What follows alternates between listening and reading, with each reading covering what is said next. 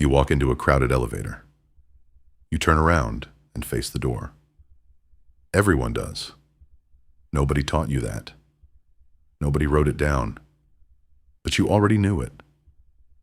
So did the strangers standing beside you. That's strange, isn't it? A room full of people who have never met, silently agreeing on a rule none of them can name. And it turns out, this happens everywhere, in every culture, in every generation. You are running code you didn't write. But the real answer is far stranger than manners or social training. The rules governing your behavior right now were written by forces older than language, older than cities, older than fire. Your brain is not a blank slate that culture fills in. It is a survival machine shaped by millions of years of small groups trying not to die, and most of what you call personality is actually inheritance. Start with something simple. Eye contact. Hold a stranger's gaze for more than 3 seconds and something shifts in your chest. A flicker of discomfort. Maybe a jolt of adrenaline. Why? Because for nearly all of human history, prolonged eye contact from a stranger meant one of two things: a threat or a mate. Your amygdala, the almond-shaped alarm system buried in your brain, cannot always tell the difference fast enough. So it prepares you for both.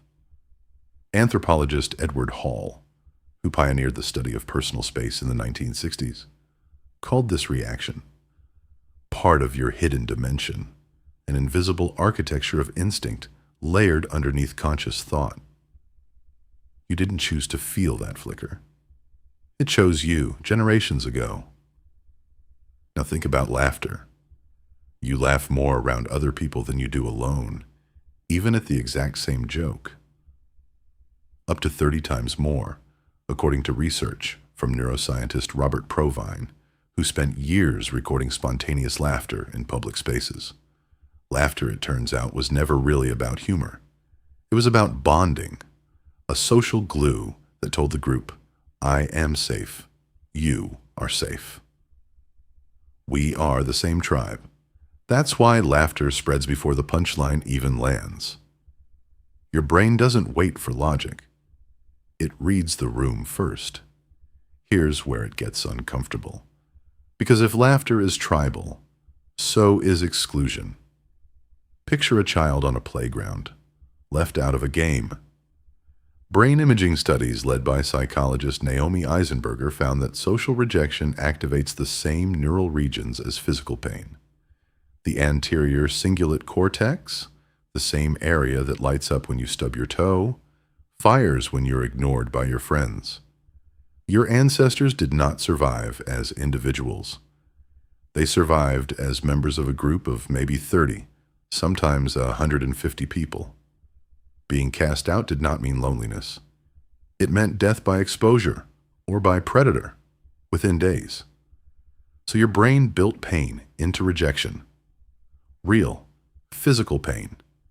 Not a metaphor, a warning system. You still feel that warning today, every time a message goes unanswered a little too long. So much of what feels like you is actually a committee of ancient instructions running quietly in the background. Consider gossip. You might think of it as petty or beneath you. But anthropologist Robin Dunbar argued that gossip was one of the most important tools early humans ever developed.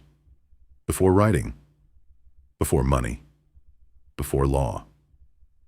In small hunter-gatherer bands, gossip was how reputations were tracked, who could be trusted, who stole meat, who abandoned a hunt.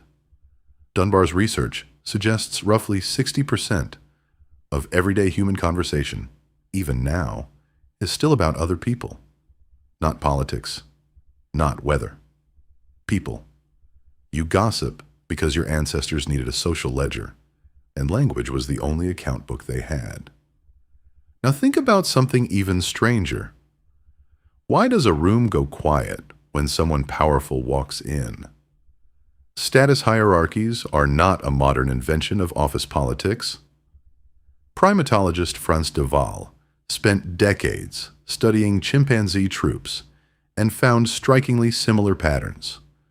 Subtle deference, careful eye tracking of the alpha, changes in posture the instant a dominant figure enters a space. Your body performs a version of this without instruction.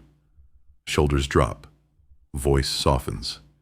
You lean, just slightly, toward agreement. This is not weakness.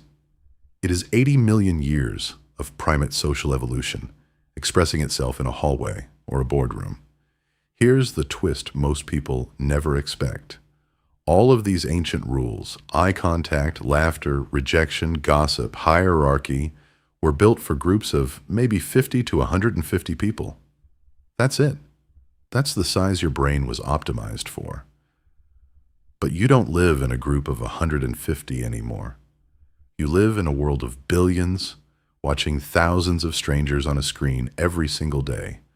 Your ancient tribal wiring firing constantly, endlessly, for people who will never know you exist.